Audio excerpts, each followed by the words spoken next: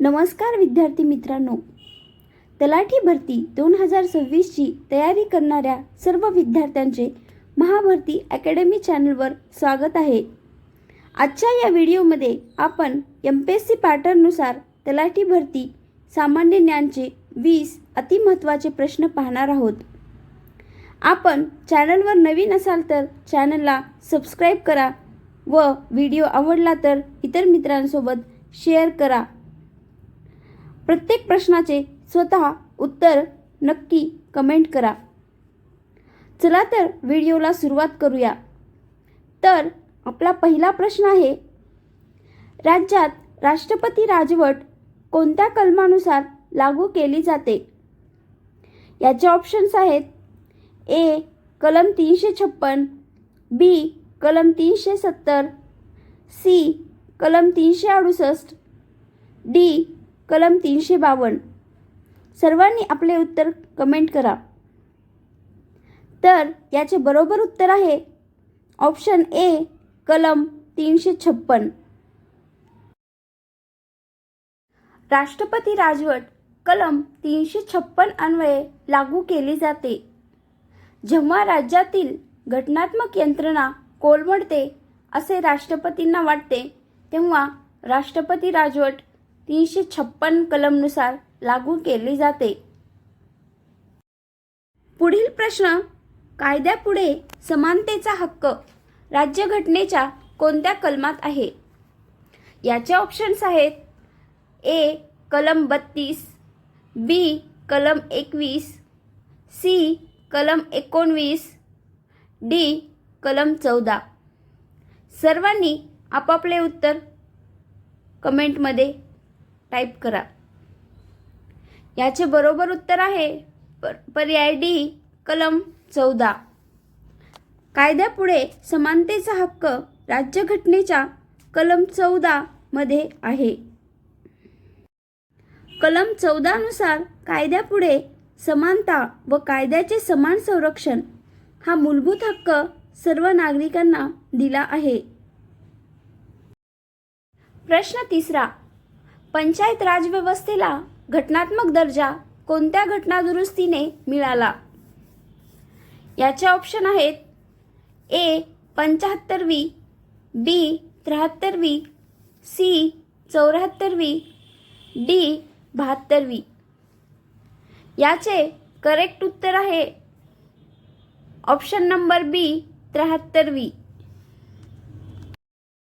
73व्या घटनादुरुस्तीने म्हणजेच 1992ची घटनादुरुस्ती पंचायत राज संस्थांना घटनात्मक दर्जा दिला व त्रिस्तरीय रचना निश्चित केली। प्रश्न चौथा, नागरी स्थानिक स्वराज्य संस्थांना घटनात्मक दर्जा देणारी घटनादुरुस्ती कोणती? या ठिकाणी सर्व प्रश्न हे खूप महत्त्वाचे आहेत। याचे ऑप्शन आहेत ए 73वी, बी 75वी, सी 76वी, डी 74वी। या प्रश्नाचे अचूक उत्तर आहे ऑप्शन नंबर डी 74वी। नागरी स्थानिक स्वराज्य संस्थांना घटनात्मक दर्जा देणारी घटनादुरुस्ती म्हणजेच 74वी घटनादुरुस्ती होय।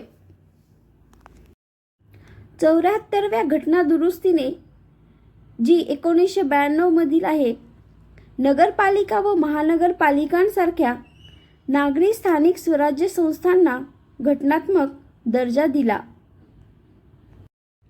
प्रश्न 5, मूलभूत कर्तव्ये राज्यघटनेत कोणत्या घटनादुरुस्तीने समाविष्ट केली? याचे ऑप्शन आहेत ए 61वी, बी 44वी, सी 52वी, डी 42वी। याचे योग्य उत्तर आहे पर्याय डी 42वी। मूलभूत कर्तव्ये राज्यघटनेत 42वी घटनादुरुस्तीने समाविष्ट केली। 42व्या घटनादुरुस्तीने कलम 51 अंतर्गत नागरिकांची मूलभूत कर्तव्ये राज्यघटनेत समाविष्ट केली आणि 42वी घटनादुरुस्ती ही 1976ची घटनादुरुस्ती आहे. प्रश्न 6. भारताची पहिली पंचवार्षिक योजना कोणत्या वर्षी सुरू झाली? प्रश्न खूप महत्त्वाचा आहे. ऑप्शन्स: ए 1950, बी 1947, सी 1951, डी 1956. दिलेल्या ऑप्शन्सपैकी याचे योग्य उत्तर आहे ऑप्शन सी 1951. भारताची पहिली पंचवार्षिक योजना 1951 वर्षी सुरू झाली. भारताची पहिली पंचवार्षिक योजना ही प्रामुख्याने कृषी क्षेत्रावर केंद्रित होती आणि ती 1951 मध्ये सुरू झाली. आतापर्यंत तुमचे किती प्रश्नांची उत्तरे बरोबर आली ते नक्की कमेंट करा. पुढील प्रश्न: भारतातील बँकांचे प्रथम राष्ट्रीयकरण कोणत्या वर्षी झाले? याचे ऑप्शन आहेत: ए 1969, बी 1949, सी 1991, डी 1980. यापैकी तुमचे ऑप्शन नंबर कमेंट करा. याचे बरोबर उत्तर आहे ऑप्शन ए 1969. भारतातील बँकांचे प्रथम राष्ट्रीयकरण 1969 या वर्षी करण्यात आले. 1969 मध्ये इंदिरा गांधी सरकारने 14 प्रमुख व्यापारी बँकांचे राष्ट्रीयकरण केले. प्रश्न 8. रिझर्व्ह बँक ऑफ इंडियाचे राष्ट्रीयकरण कोणत्या वर्षी झाले? दिलेल्या ऑप्शन्सपैकी याचे योग्य उत्तर आहे option A 1949. Reserve bank of इंडियाचे राष्ट्रीयकरण हे 1949 या वर्षी झाले. रिझर्व्ह बँकेची स्थापना 1935 मध्ये खाजगी संस्था म्हणून झाली होती. तिचे राष्ट्रीयकरण 1949 मध्ये झाले. प्रश्न क्रमांक 9. महाराष्ट्र राज्याची निर्मिती कोणत्या कायद्याअंतर्गत झाली? महत्त्वपूर्ण प्रश्न आहे. याचे ऑप्शन आहेत ऑप्शन ए महाराष्ट्र निर्मिती कायदा 1959, बी मुंबई पुनर्रचना कायदा 1960, सी राज्य पुनर्रचना कायदा 1956, डी भाषिक राज्य कायदा 1956. या प्रश्नाचे करेक्ट आन्सर आहे ऑप्शन बी मुंबई पुनर्रचना कायदा 1960. या कायद्याअंतर्गत महाराष्ट्र राज्याची निर्मिती झाली. मुंबई पुनर्रचना कायदा 1960 अन्वये द्विभाषिक मुंबई राज्याचे विभाजन होऊन महाराष्ट्र व गुजरात ही राज्ये निर्माण झाली. प्रश्न क्रमांक 10. महाराष्ट्राचे पहिले राज्यपाल कोण होते?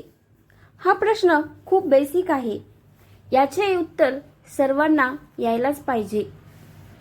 ऑप्शन्स आहेत A Vijayalakshmi Pandit, B C Subramaniam, C Shri Prakash, D Bhagat Singh Koshyari. तर याचे उत्तर आहे option number C Shri Prakash. महाराष्ट्राचे पहिले राज्यपाल श्री प्रकाश हे होते. 1956 मध्ये द्विभाषिक मुंबई राज्याचे राज्यपाल म्हणून नेमलेले श्री प्रकाश हेच 1960 नंतर महाराष्ट्राचे पहिले राज्यपाल ठरले. सर्वांनी लक्षात ठेवा, खूप महत्त्वपूर्ण आहे. आतापर्यंत सर्वांचे किती प्रश्न बरोबर आले ते नक्की कमेंटमध्ये सांगा. पुढील प्रश्न: महाराष्ट्रातील पहिले कृषी विद्यापीठ कोणते? याचे ऑप्शन आहेत ए कोकण कृषी विद्यापीठ, बी पंजाबराव देशमुख कृषी विद्यापीठ, सी महात्मा फुले कृषी विद्यापीठ, डी वसंतराव नाईक कृषी विद्यापीठ. याचे करेक्ट आन्सर आहे option number C, Mahatma Phule कृषी विद्यापीठ. हे महाराष्ट्रातील पहिले कृषी विद्यापीठ आहे. महात्मा फुले कृषी विद्यापीठ राहुरी याची स्थापना 1968 मध्ये झाली व ते महाराष्ट्रातील पहिले कृषी विद्यापीठ आहे.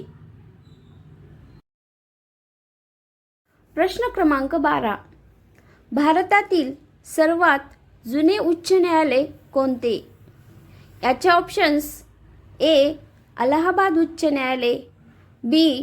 कोलकाता उच्च न्यायालय, सी. मुंबई उच्च न्यायालय, डी. मद्रास उच्च न्यायालय. याचे योग्य उत्तर आहे पर्याय बी, कोलकाता उच्च न्यायालय. कोलकाता उच्च न्यायालयाची स्थापना जुलै 1862 मध्ये झाले, जे मुंबई व मद्रास उच्च न्यायालयांपेक्षा काही महिने आधी कार्यान्वित झाले. प्रश्न क्रमांक 13.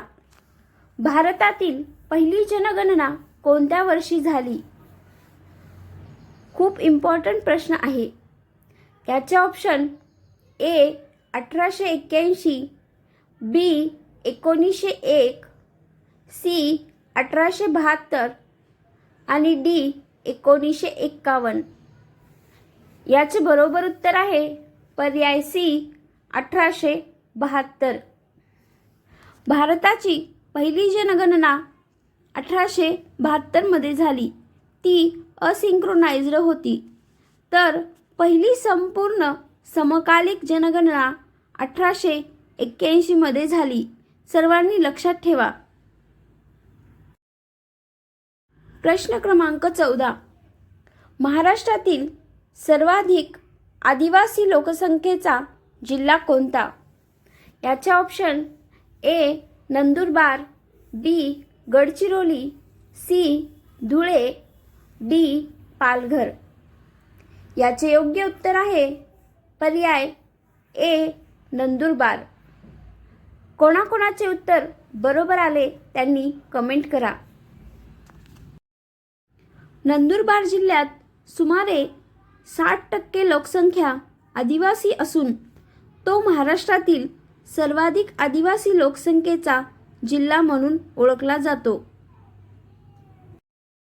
प्रश्न क्रमांक 15. पंचायत समितीचे पदसिद्ध सचिव कोण असतात? याचे ऑप्शन्स: ए. तलाठी, बी. गटविकास अधिकारी, सी. सरपंच, डी. तहसीलदार.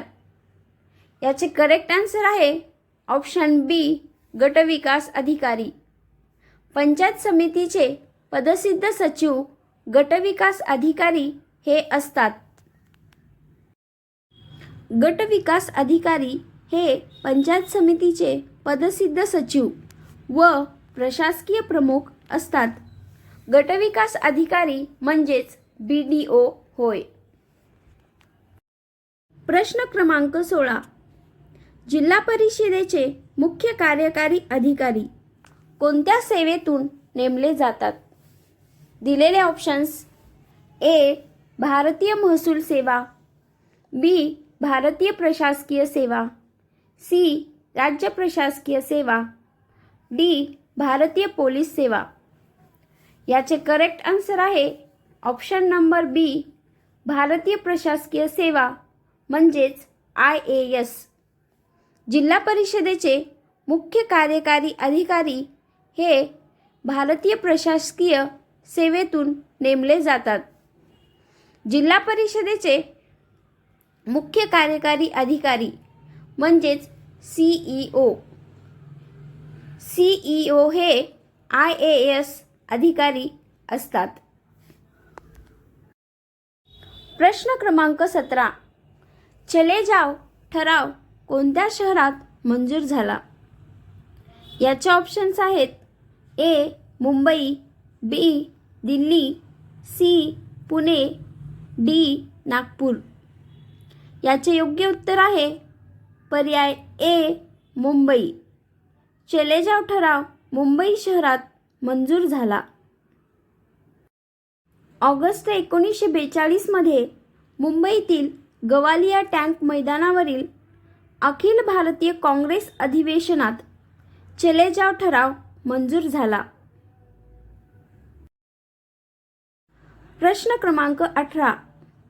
भारतीय संविधान सभेचे म्हणजे घटना समितीचे अध्यक्ष कोण होते? हा प्रश्न खूप महत्त्वपूर्ण आणि बेसिक प्रश्न आहे. याचे दिलेले पर्याय आहेत: A. Pandit Jawaharlal Nehru, B. Sardar Vallabhbhai Patel, C. Doctor Babasaheb Ambedkar, D. Doctor Rajendra Prasad. या प्रश्नाचे योग्य उत्तर असेल पर्याय डी. डॉक्टर राजेंद्र प्रसाद. हे उत्तर कोणाकोणाचे बरोबर आले ते सर्वांनी कमेंट करा. डॉक्टर राजेंद्र प्रसाद हे भारतीय संविधान सभेचे म्हणजेच घटना समितीचे अध्यक्ष होते, तर मसुदा समितीचे अध्यक्ष डॉक्टर बाबासाहेब आंबेडकर होते. घटना समितीचे अध्यक्ष डॉक्टर राजेंद्र प्रसाद, तर मसुदा समितीचे अध्यक्ष डॉक्टर बाबासाहेब आंबेडकर. कन्फ्युजन होऊ देऊ नका. प्रश्न 19. भारतीय राज्यघटनेच्या मसुदा समितीचे अध्यक्ष कोण होते? आत्ताच पाहिल्याप्रमाणे याचे उत्तर असेल option number C. Doctor Babasaheb Ambedkar. भारतीय राज्यघटनेच्या मसुदा समितीचे अध्यक्ष डॉक्टर बाबासाहेब आंबेडकर हे होते.